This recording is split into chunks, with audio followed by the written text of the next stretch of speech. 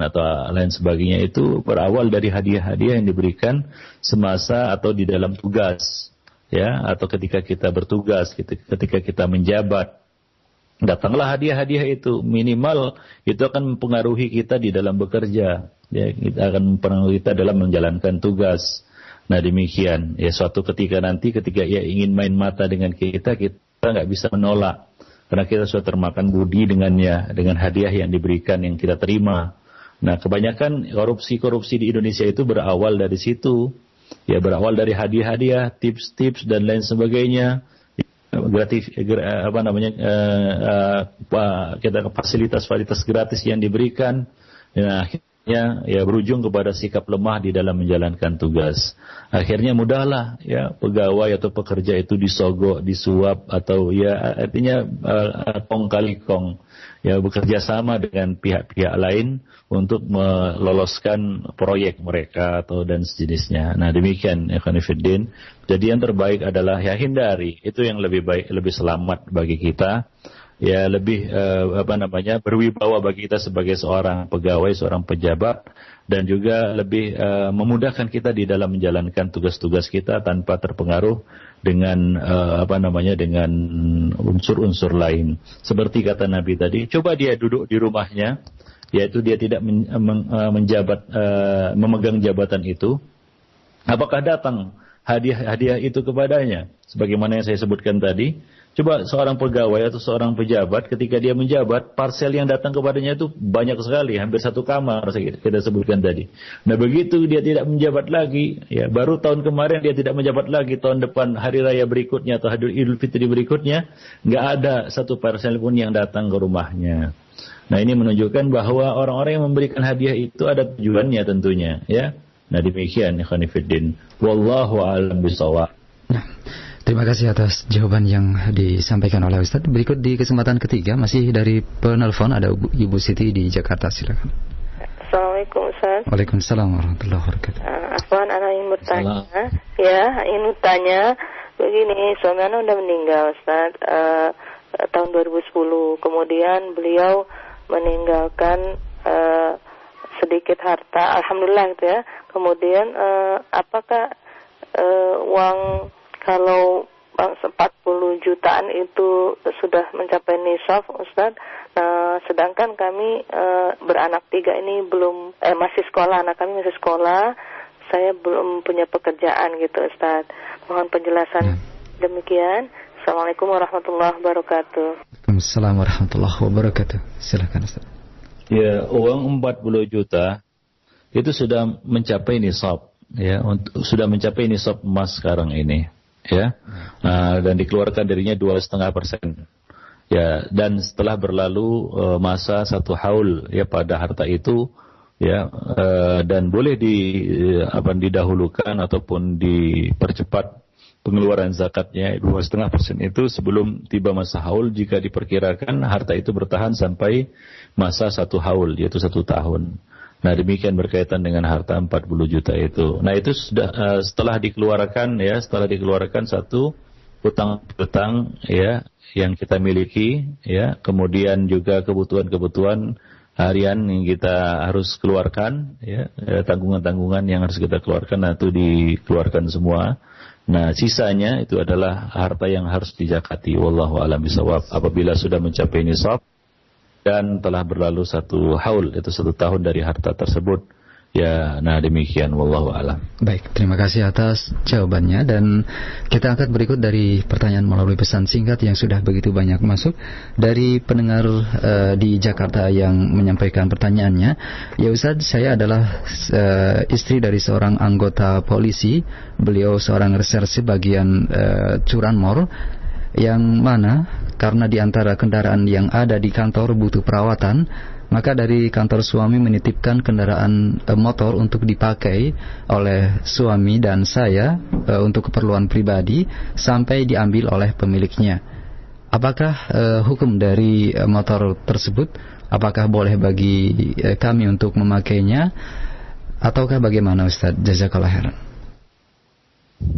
Tadi sudah kita bahas tentang larangan memanfaatkan sesuatu dari harta ghanimah sebelum dibagikan, atau harta negara, harta zakat, harta baitul mal, ya, harta yang dititipkan, ya, termasuk juga di dalamnya harta titipan, ya, sebelum itu diserahkan kepada yang berhak untuk milikinya atau menggunakannya. Nah, ikhwani fiddin azanillahu wa iyyakum jami'an. Oleh karena itulah sekarang ini banyak sekali pelanggaran-pelanggaran yang kita lihat berkaitan dengan barang-barang milik negara, ya, baik itu kendaraan atau ya ataupun yang lainnya, ya, di mana itu digunakan tanpa amanah, ya, tanpa amanah, digunakan bukan untuk tugasnya, ya, seperti mobil dinas digunakan untuk selain dinas, ya, kendaraan dinas yang digunakan bukan untuk dinas, bahkan untuk hal-hal yang tidak ada kaitannya dengan dinasnya, dengan tugasnya. Nah, ini termasuk yang dilarang, ya, termasuk yang dilarang. Tadi Al-Imam Syaukani mengkategorikannya sebagai suatu yang gulul, ya, suatu gulul. Nah, demikian, wallahu a'lam bishawab. Nah, kaitannya dengan namun adanya sebagian ahli ilmu mengatakan, ya, sebagian ahli mengatakan apabila seorang muslim membutuhkan sesuatu darinya, ya, di medan perang, ya, sementara kaum muslimin tidak memiliki suatu kelebihan untuk menutupi kebutuhannya, maka boleh baginya mengambil apa yang menjadi kebutuhannya dengan syarat mengembalikannya sesuai sesudah peperangan.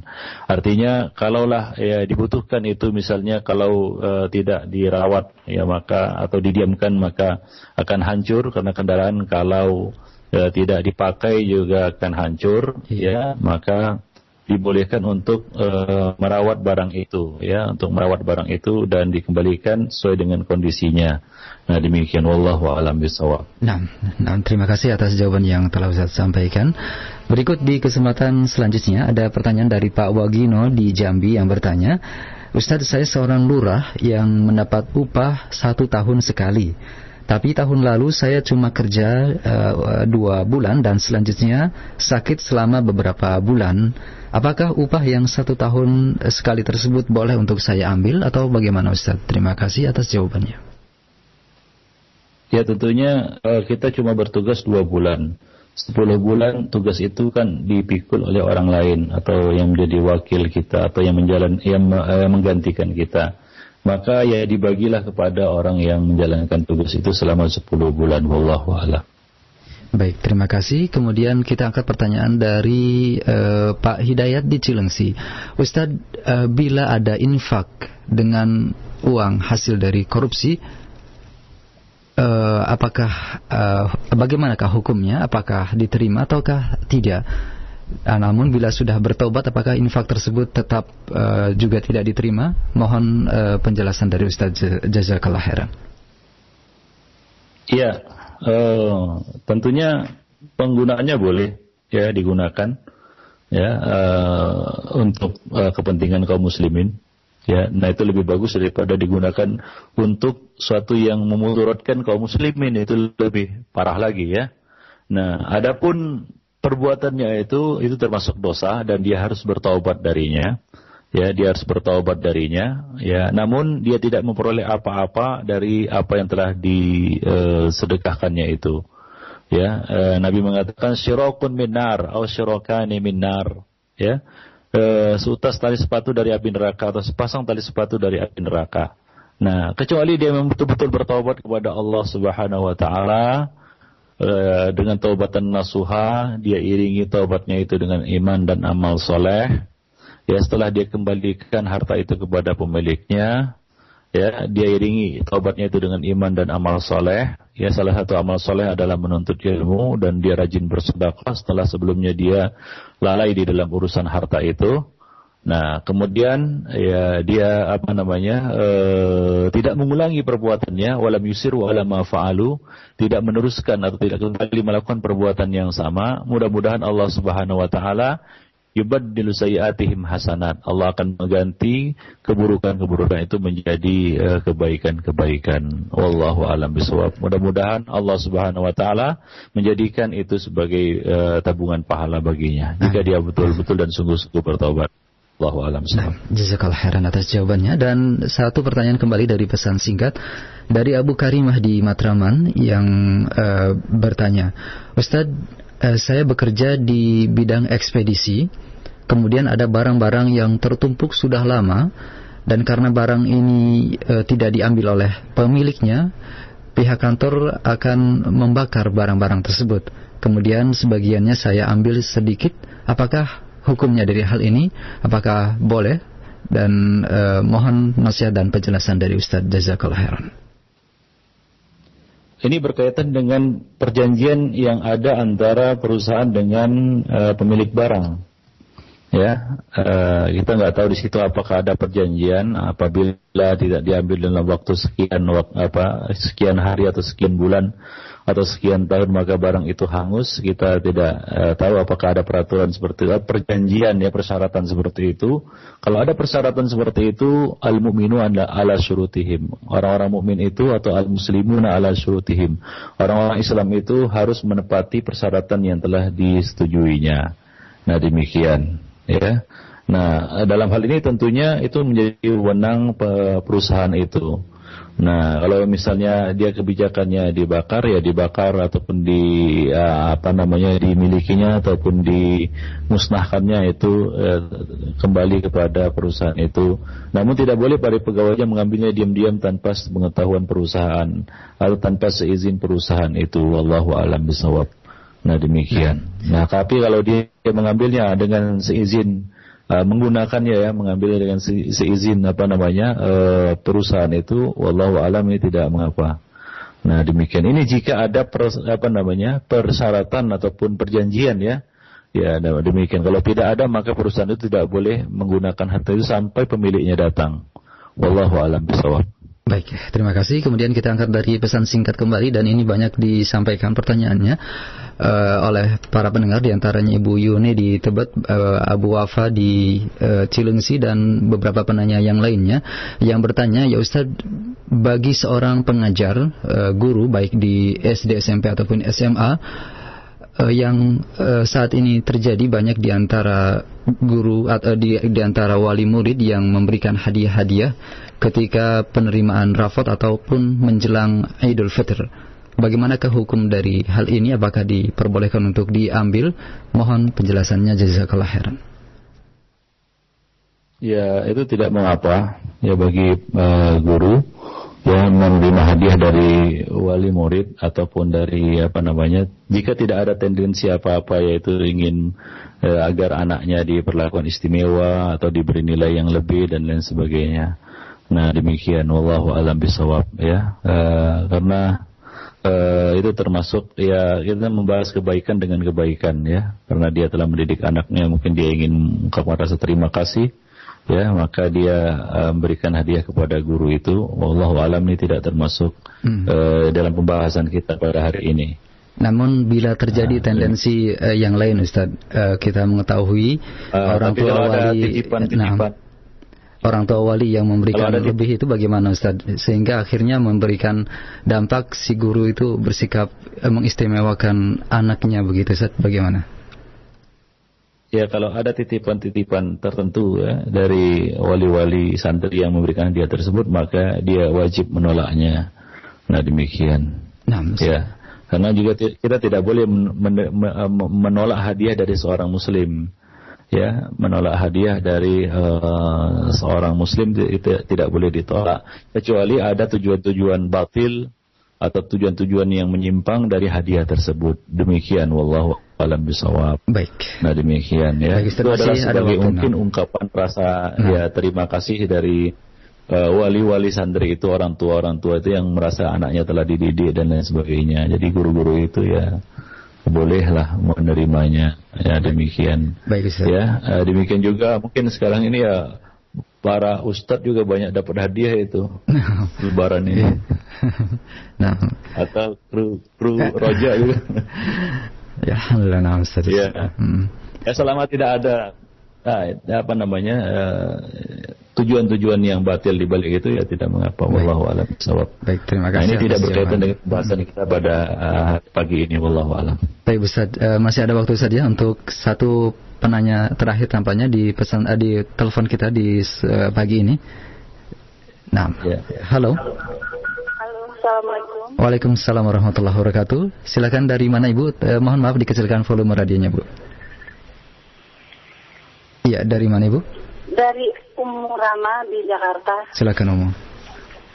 Mau tanya Ustaz, karena kejahilan dulu pernah minjam uang di bank dan itu pun bayarnya nyicil.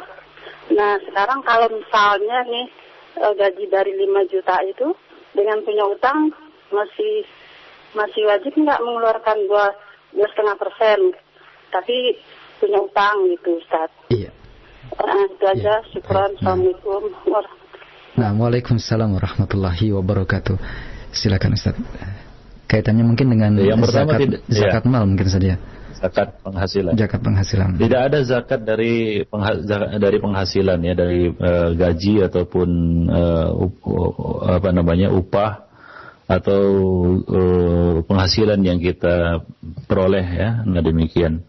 Karena Rasulullah SAW tidak pernah mengambil zakat dari para pedagang atau dari para pegawai pada masa beliau.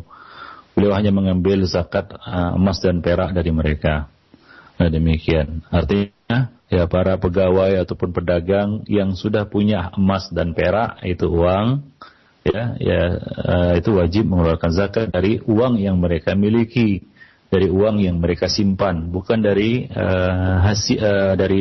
harta perdagangan mereka, dan bukan juga dari gaji yang mereka terima, tapi dari simpanan emas dan perak yang mereka miliki, dari uang yang mereka simpan. Nah demikian. Jadi kalau kita punya gaji 5 juta misalnya, ya tapi kebutuhan per bulan ya habis bahkan kurang.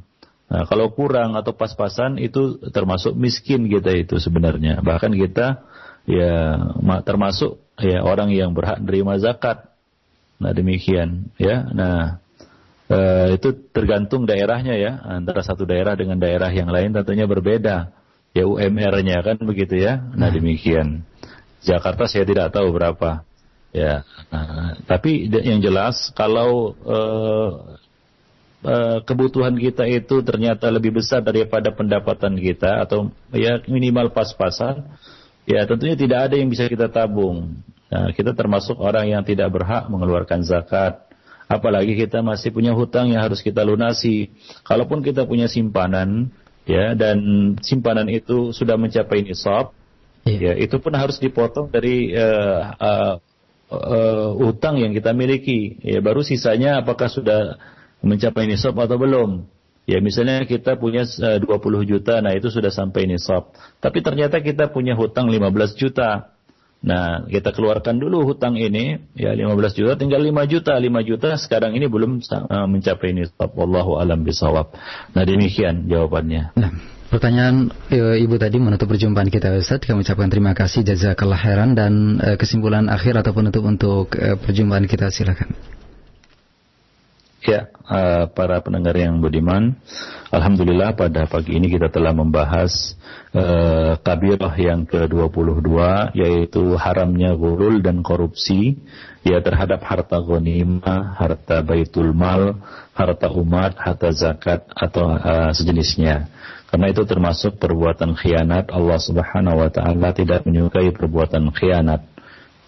Dan ikhwanifiddin, perbuatan ghulul ini akan mendatangkan kehinaan di dunia, celaan di dunia, dan juga azab di akhirat. Ya, Rasulullah sallallahu alaihi wasallam mengatakan, fa innaha arun wa syanarun wa narun ala sahibihi yaumil qiyamah.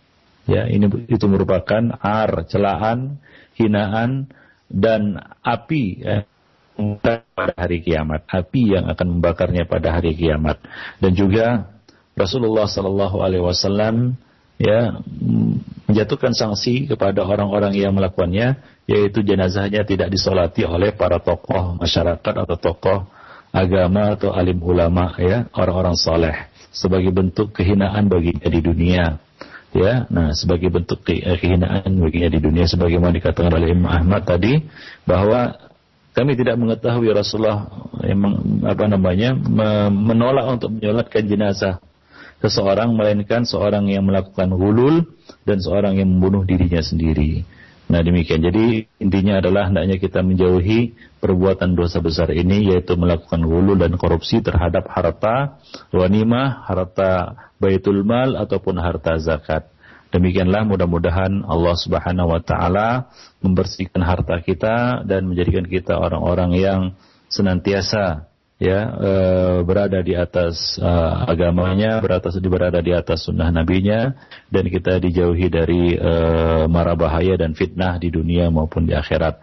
Demikianlah pertemuan kita pada hari ini, mudah-mudahan ini bermanfaat bagi saya dan bagi para pendengar yang berbahagia. Ya, aqulu qouli hadza wa astaghfirullah li wa lakum wa lisairil muslimin innahu huwal ghafurur rahim. Jazakallah khairan. Kami sampaikan untuk Ustadz yang telah meluangkan waktunya di pagi hari ini dan telah menyampaikan pembahasan yang penuh manfaat dari Al-Kabair, Kabirah yang ke-22 di kesempatan pagi hari ini mengenai uhulul. Semoga bermanfaat apa yang beliau sampaikan dan terima kasih atas kebersamaan Anda. Jazakumullahu khairan. Kami mohon maaf yang sebesar-besarnya untuk Anda yang telah berupaya menghubungi kami via telepon untuk bertanya, atau juga Anda yang telah menyampaikan pertanyaan melalui pesan singkat yang tidak bisa kami ajukan pertanyaannya di pagi hari ini. Semoga Allah Subhanahu wa taala memberikan kesempatan bagi kita untuk bisa mengikuti dan menyimak materi selanjutnya dari dosa-dosa besar yang lain yang disampaikan oleh Al-Ustadz Abu Ihsan Al-Maidani hafirahullah, langsung dari kediaman beliau di kawasan kota Medan, Sumatera Utara, di kesempatan setiap Selasa pagi pukul 8 waktu Indonesia Barat sampai dengan selesai. Kami mohon maaf atas segala kekurangan dan kekhilafan kami, dan terima kasih kami ucapkan atas partisipasi serta kebersamaan Anda di pagi hari ini. Mohon maaf atas segala kekurangan dan kami undur diri. Wassalamualaikum warahmatullahi wabarakatuh.